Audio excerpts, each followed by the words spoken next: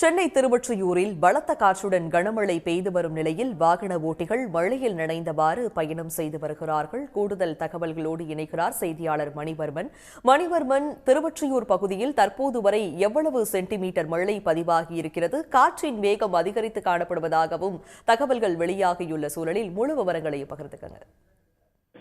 சென்னை திருவொற்றியூரில் பலத்த காற்றுடன் கனமழை பெய்து வருகிறது. காற்றை கிழித்துக் கொண்டு கனரக வாகனங்கள் மழையிலும் வாகனத்தை இயக்கிச் செல்கின்றனர். மேலும் பள்ளிகளுக்கு விடுமுறை அளிக்காததால் மழையில் நனைந்தபடி குடைகளை பிடித்தபடி பள்ளி மாணவர்கள் பள்ளிக்கு செல்கின்றனர். வலுவிழந்த டிட்வா புயல் காரணமாக நேற்று இரவு முதல் திருவொற்றியூர், எண்ணூர், வண்ணாரப்பேட்டை பகுதிகளில் விட்டு மிதமான மழை பெய்து வந்தது. இந்நிலையில் அதிகாலை லேசான சாரல் மழையுடன் தொடங்கிய மழையானது ஒரு மணி நேரம் பலத்த மழையாக வெளுத்து வாங்கியது.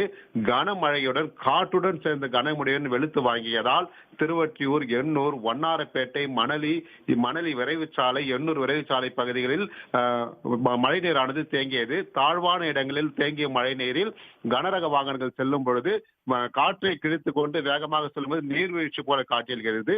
குறிப்பாக காலையில் லேசான தொடங்கிய மழையானது படிப்படியாக அதிகமாகி காற்றுடன் கனமழை பெய்ததால் இப்பகுதியில் ஒரு அசாதாரண சூழ்நிலை நிலவுகிறது.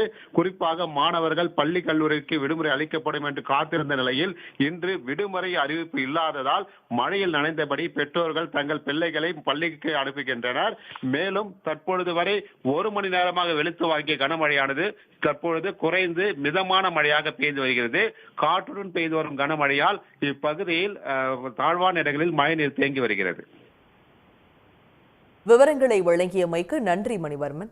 உடனுக்குடன் செய்திகளை தெரிந்து கொள்ள சன் நியூஸ் பெல் ஐகானை கிளிக் பண்ணுங்க.